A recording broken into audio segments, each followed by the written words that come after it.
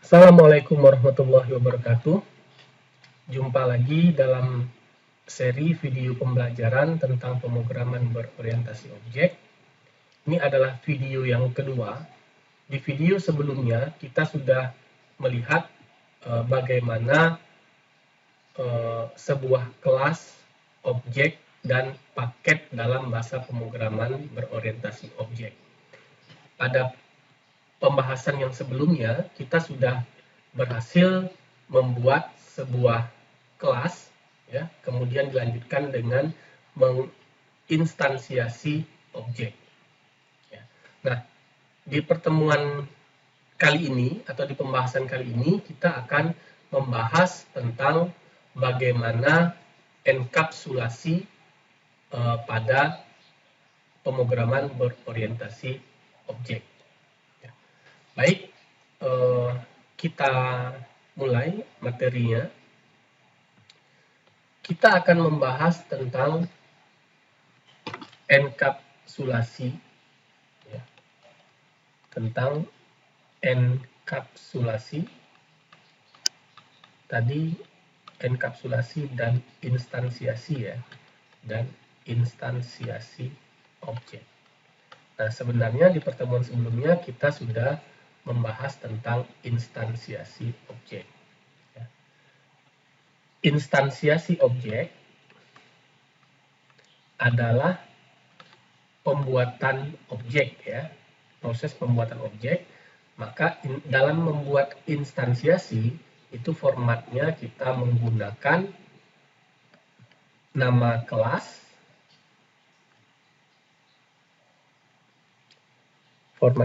kita menggunakan nama kelas, kemudian diikuti dengan nama objek, kemudian diikuti dengan keyword new dan konstruktor. Ya, ini yang terakhir kita bahas. Nah, sebelum kita ke enkapsulasi, ada baiknya kita pahami dulu tentang konstruktor. Ya. Apa itu konstruktor? Ya. Konstruktor adalah metode yang dipanggil atau dijalankan, ya, ketika instansiasi objek. Jadi, ketika kita membuat sebuah objek, maka otomatis kita akan memanggil yang namanya metode konstruktor. Ya.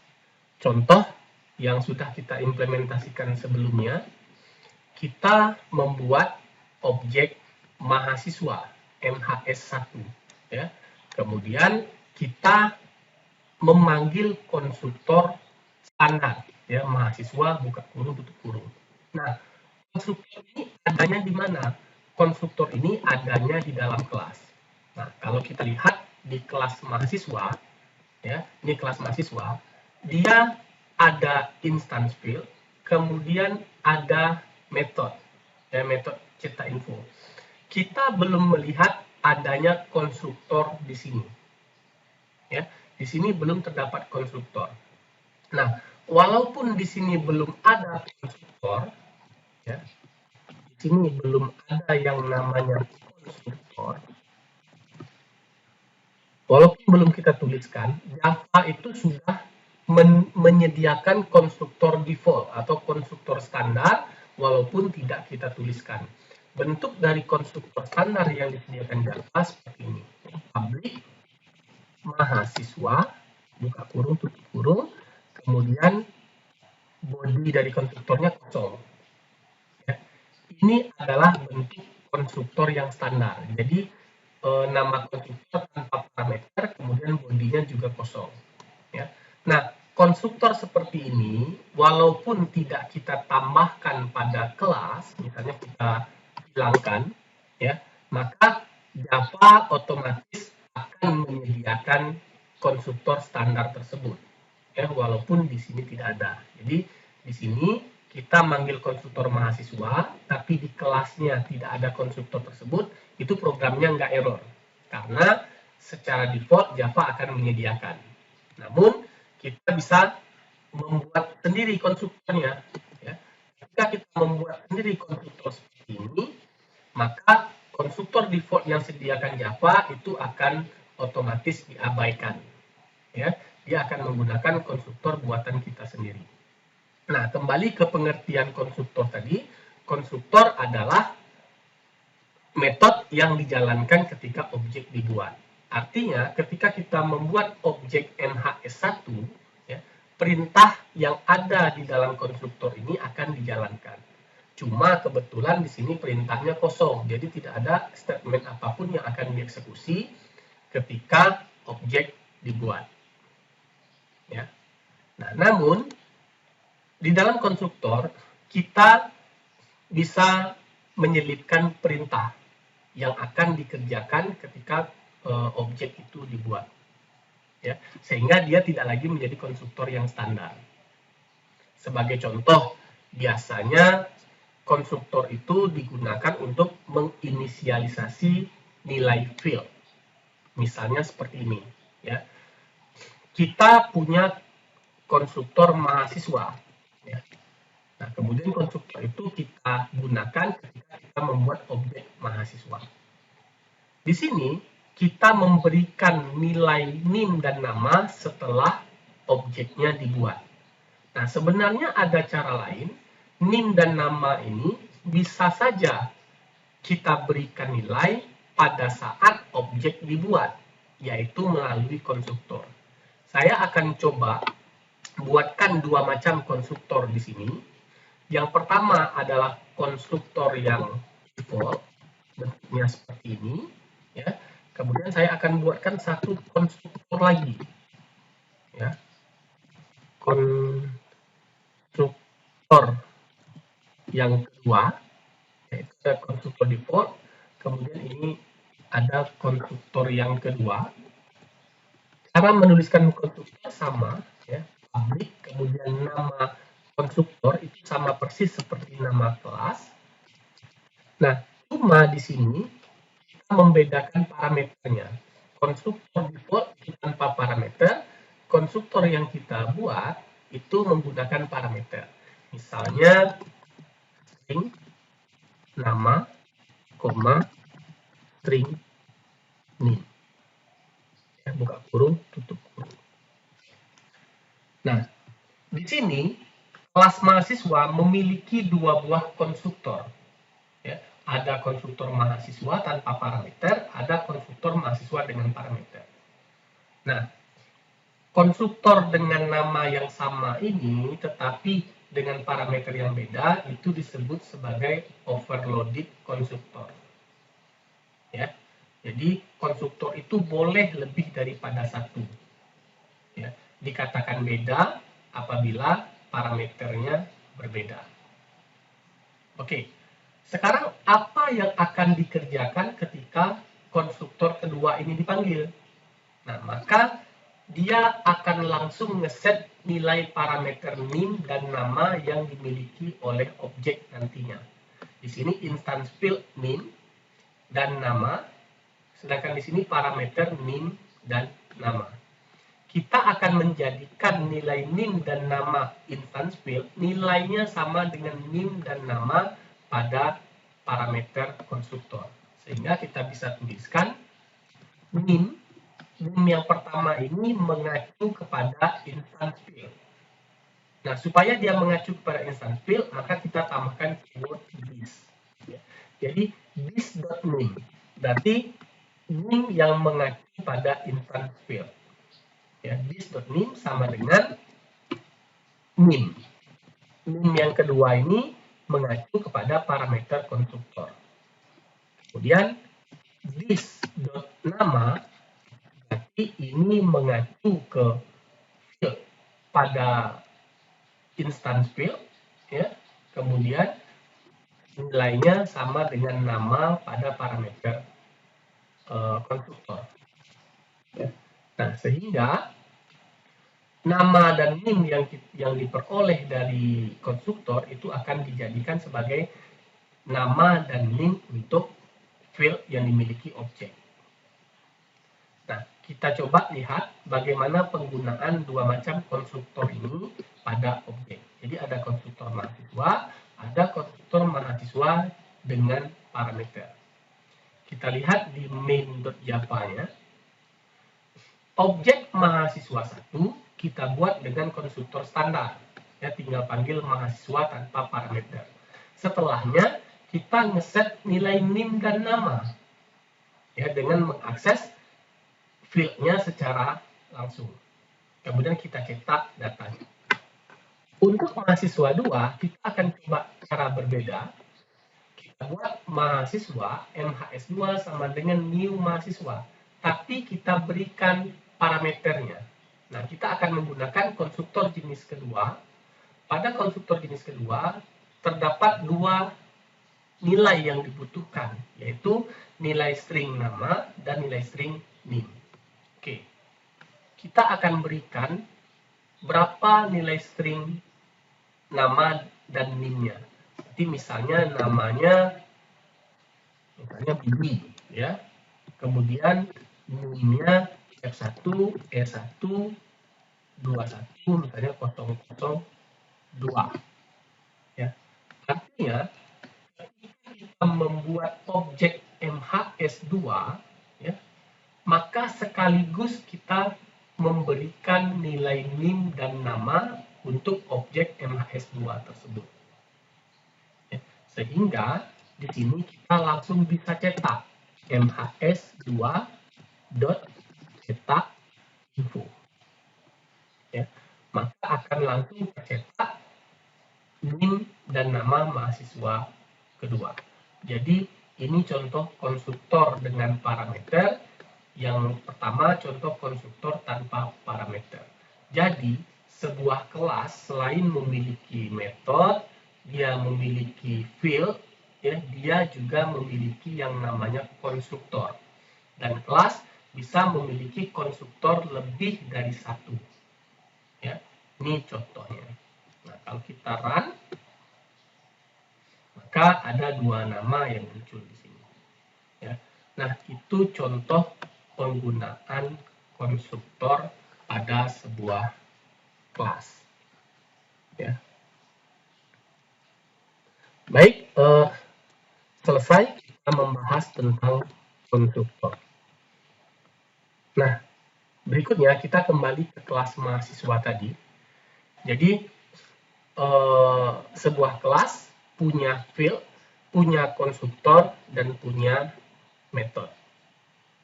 Ya.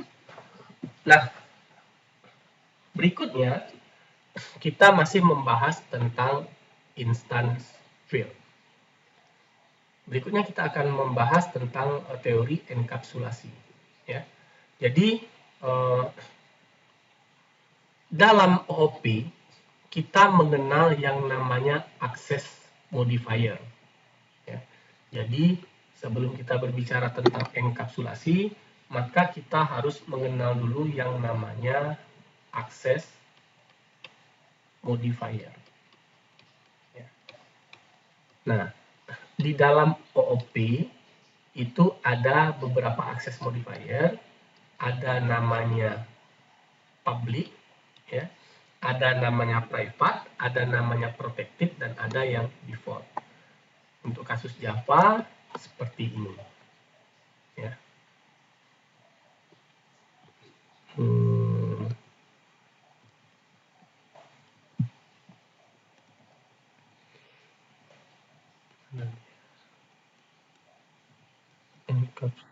Oke, ini ya. Ada yang namanya access modifier. Jadi dalam Java itu access modifier terbagi menjadi public, protected, kemudian private, kemudian default atau no modifier. Access modifier menentukan ruang lingkup, ya, dari sebuah kelas, metode maupun field. Jadi setiap kelas method field itu bisa diberikan akses modifiernya. Nah, ketika sebuah kelas, method, atau field memiliki akses modifier public, maka dia akan bisa diakses dari lingkup kelas itu sendiri, dari lingkup kelas dalam paket yang sama, ataupun oleh subkelas maupun dari paket manapun. Ya.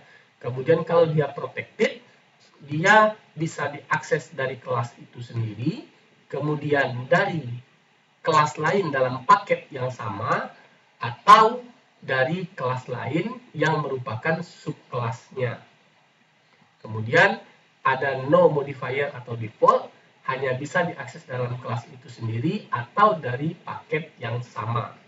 Kemudian kalau private, maka hanya bisa diakses dalam kelas itu sendiri. Nah, kita akan lihat bagaimana perbedaan antara private, public, protected, no modifier ya, pada contoh kasus program yang sudah kita buat. Oke, pertama kita akan lihat dari lingkup yang paling luas.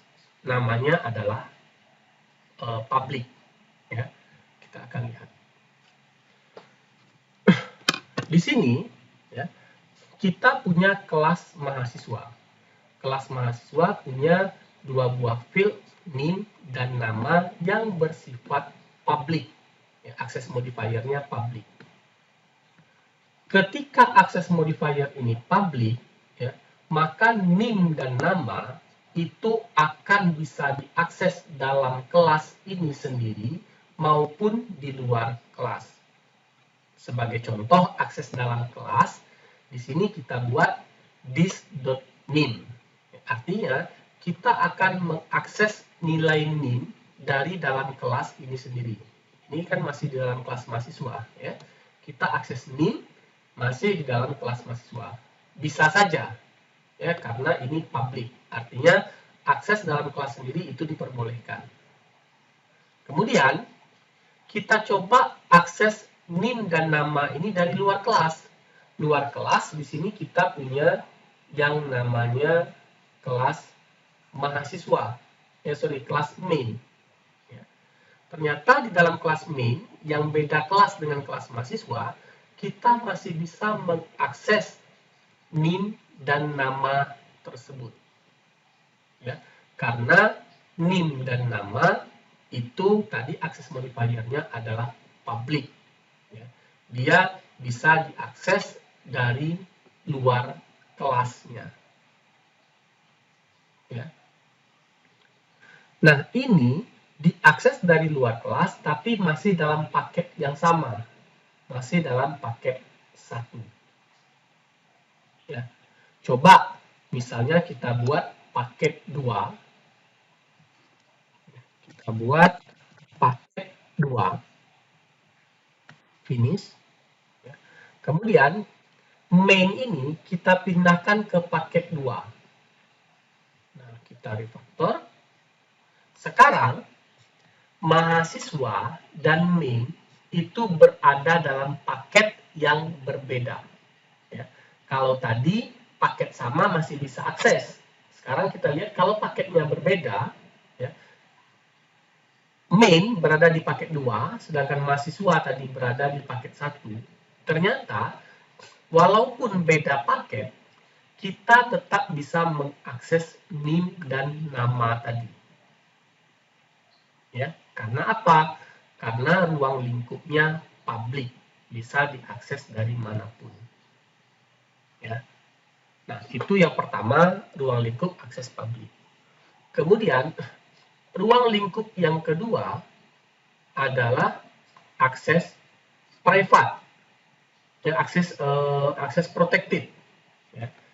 Kalau seandainya ini kita ubah menjadi protected,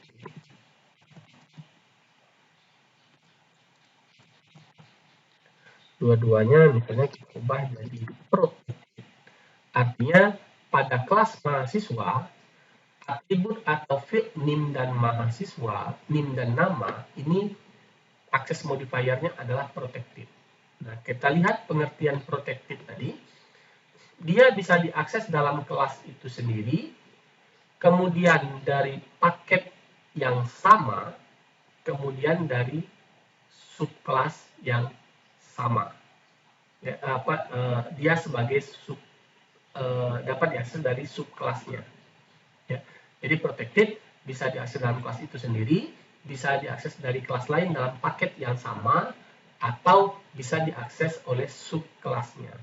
Nah, untuk subkelas kita akan bahas belakangan.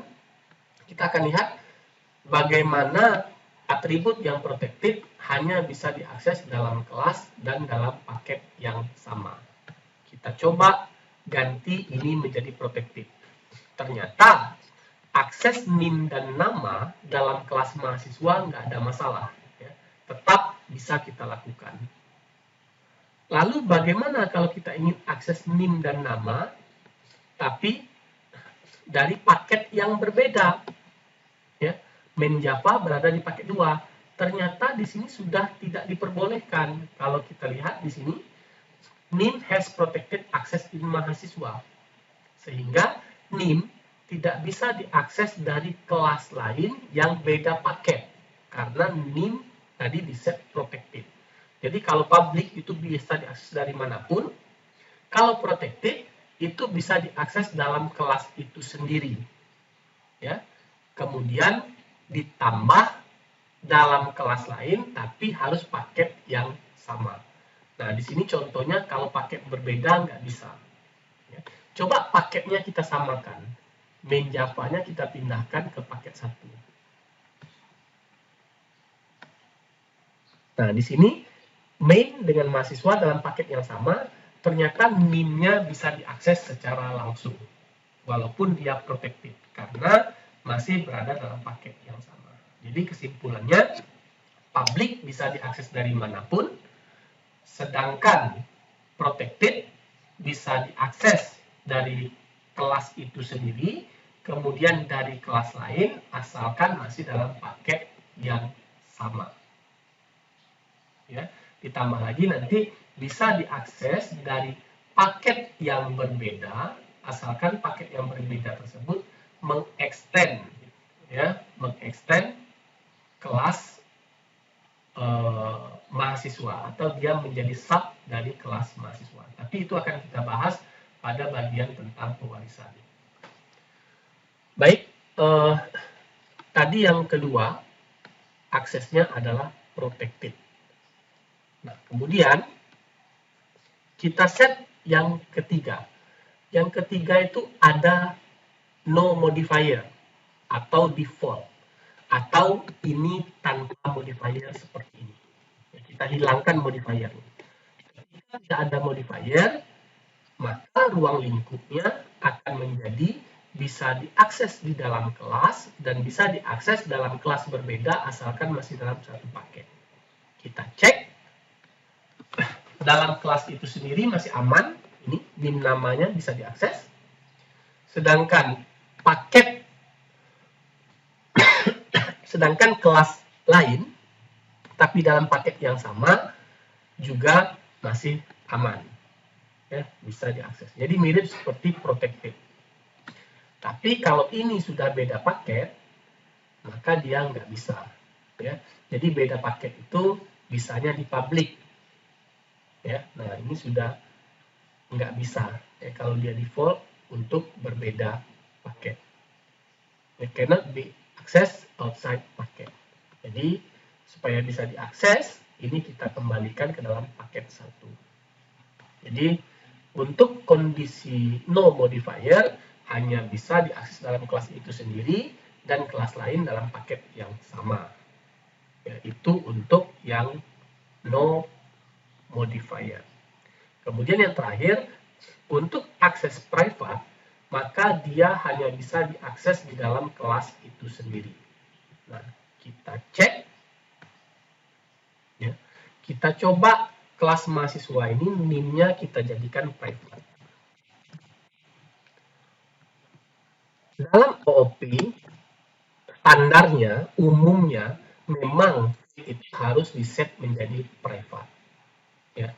Nah, sehingga ketika kita berikan NIM dan nama itu bersifat private, maka dia hanya bisa diakses dalam kelas itu sendiri. Sebagai contoh, dalam kelas mahasiswa kita ada mengakses nilai NIM dan nama. Ternyata aman saja, ya, karena masih dalam kelas yang sama. Coba kita akses dari main. Kita mau akses NIM dan namanya langsung, ternyata nggak bisa. Karena nama has private access di mahasiswa. Jadi, karena di sini private, maka NIM dan nama nggak bisa diakses dari luar kelas. Seperti ini, ya, kita mau akses langsung itu nggak bisa.